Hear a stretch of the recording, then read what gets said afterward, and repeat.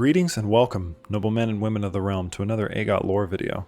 Last time we looked to the fertile lands of the Reach and discussed its chivalry and prosperity.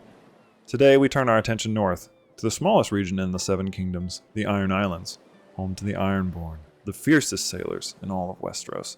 So sit back, relax, and maybe grab your favorite snack as we explore these mysterious rocky shores and the inhabitants who call them home. The Iron Islands are an archipelago, or a collection of islands situated on the Sunset Sea in what is known as Iron Man's Bay, which sits north of the Westerlands and west of the Neck, or the region which connects the Riverlands in the north. The water around the islands is rich with both ships and fish, such as cod, sardines, and mackerel. Some isles have access to, and indeed make use of, their seal and nearby whale populations for food and trade, but many of those creatures tend to stay away from the main islands as the constant traffic and larger populations discourage these creatures from visiting.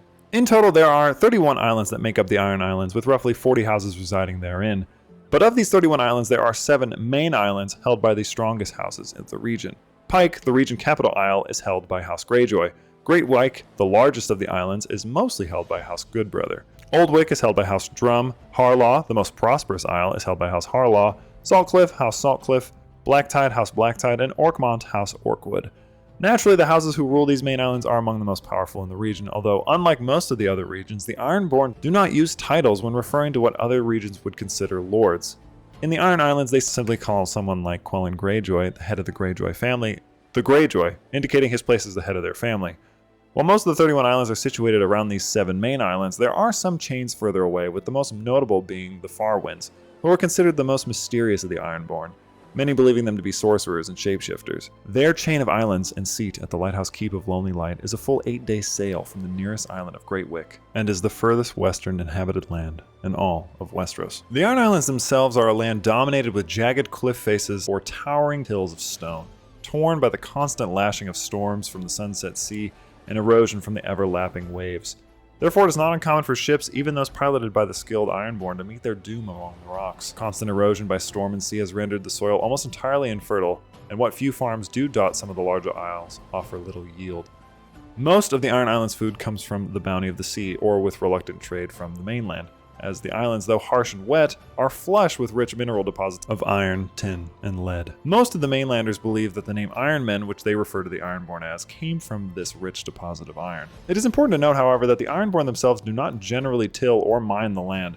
In fact, the words of the ruling House Greyjoy are, "We do not sow," to further emphasize this point. Instead, the Ironborn reserve these tasks for thralls, or servants whom they've captured on raids. In Ironborn society, these are the lowest of the loose Ironborn class structure, but are not considered slaves as they cannot be sold and are free to marry and have children. Likewise, their children are considered Ironborn if they are sworn to the Drowned God by their parents, and are usually taken after the age of 7 and taught a traditional Ironborn trade like sailing, if so. Although thralls are technically indentured servants, they are often used and valued as counselors, tutors, scribes, and craftsmen. Although not terribly common among Ironborn houses, some houses like the Greyjoys do still employ maesters to fill other important roles as well. Despite the hardships of their home, however, the Ironborn endure, as they always have in the face of these struggles. Prideful, ferocious in battle, and unparalleled at seafaring, the Ironborn relish any opportunity to raid and adventure beyond their shores, taking little joy in spending over long periods on their salted lands. They view those of the mainland as weak, and indeed view most things as such, with something as practical as literacy being almost entirely unheard of and mocked in Ironborn culture. The only thing a man needs to know, so they believe, is how to sail and how to fight, and probably something else, but I can't say that or I'd get demonetized. But interestingly, not fight each other. In fact, it is forbidden for Ironborn men to spill the blood of another Ironborn, although drowning or casting someone to sea is sometimes acceptable or forgiven. Naturally, such a warring people would demand a strong military force, and indeed the Iron Fleet, the pride of the Isles, is one of the 3 strongest fleets in all of the 7 kingdoms, alongside the Red Wine Fleet of the Arbor and the Royal Fleet in the Blackwater. The Isles themselves can raise somewhere around 20,000 men and 500 ships. Their standard ships are smaller than most other fleets, preferring to use long ships which are faster and better for raiding, but those of the Iron Fleet are of similar design, yet 3 times larger and thus capable of carrying more men, oars, and more raiders and goods. Though skilled at seafaring battle, the Ironborn warriors are largely unskilled in open-field conflict, and as a result of their faith in the Drowned God, have few knights among their rank, with people like Sir Harris Harlaw, bearer of the Valyrian Steelblade Nightfall and heir to the Harlaw family, being an exception to this rule. When raiding, the Ironborn are known for their bloodlust and insatiable desire for bounty, taking from others in what they refer to as the Iron Price, where a person can claim what is someone else's if they defeat them in battle. For example, famous Valyrian steel blades like the aforementioned Nightfall belonging to House Harlaw and Red Rain belonging to House Drum were taken in this manner. Thralls and salt wives, a form of concubine in the Iron Isles, are also acquired via the Iron Price. As a result of their raiding tendencies, most of the other regions and their lords understandably despise the Ironborn, with some regions like the Reach, Westerlands, Riverlands, and North having been especially aggrieved by these raids in the past. Unique in geography, temperament, and, well, religion too, the Iron Islands worship a being known as the Drowned God, who is their main deity and has been worshipped since the time of the first men. And alongside the Old Gods is one of the few faiths to survive the Faith of the Seven's takeover of Westeros after the Andal invasion. If you want to imagine the Drowned God in contemporary terms, he seems a little bit like a mix of Cthulhu and Davy Jones, with those who die in worship of him going to a sort of underwater Valhalla to man his oars and feast in his underwater halls when their bodies are given to the sea, the Ironborn form of burial. The Drowned God is viewed as the creator of the seas and father of the Ironborn, who they believe made them in his image. The Ironborn believe the Drowned God's greatest desire is to see his people reave, pillage, subjugate lands, and carve out carnage wherever possible, making iron and blood their song and their story.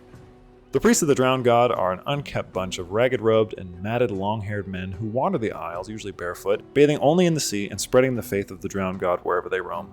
Occasionally, some of the priests are followed by acolytes, known as drowned men, who assist them in their rituals and journeys.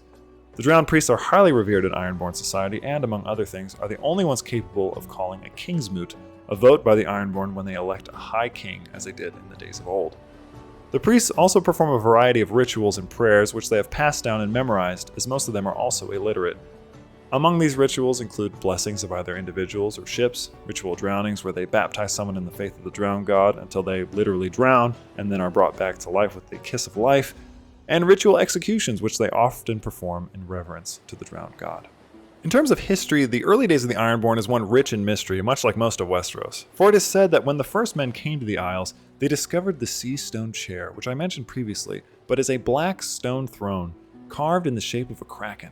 And they found the great castle of Pike, a massive structure situated atop a cliff face, which has now been eroded. The castle sits on 3 distinct chains of islands, rocky and connected via a wooden bridge. The largest of these, the Great Keep, is home to the Sea Stone Chair and is from where House Greyjoy rules. Interestingly, none know of the Sea Stone Chair or Pike's creator, but some believe it was beings known as the Deep Ones, a race not dissimilar to the works of H.P. Lovecraft's Shadow over Innsmouth, or Dagon, who ruled the Isle before the appearance of men. The truth, however, is lost to time. The Ironborn themselves do not acknowledge their likely first men origins, since their religion dictates that they come from the sea. Regardless, for much of their early history, the islands lived divided, with each island being ruled by someone known as a Rock King, with Salt Kings who ruled and prowled the nearby seas. These kings, petty as they were each chosen by Kingsmoot, led by the drowned priests. Eventually, though, the islands were united by a drowned priest called Galon Whitestaff, who, among other things, pronounced it sinful for Ironmen to slay other Ironmen.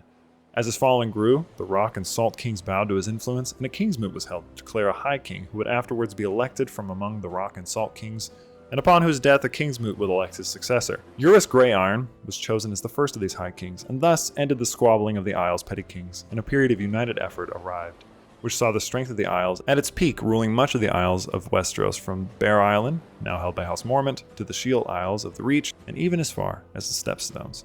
Although for a time the role of High King would pass between the great houses of the region, eventually the Grey-Irons found themselves as heretical monarchs after years of rebellions and infighting despite the outcry from the drowned priests. During their rule, though long and initially prosperous, the Iron Islands would lose much of those lands along Westeros' shores as their strength waned since the unification of the other regions, with houses such as the Gardeners of the Reach ousting them from the Arbor and the Shield Isles and fortifying them against future attacks. The men of the North and Dorne followed suit and drove them away as well.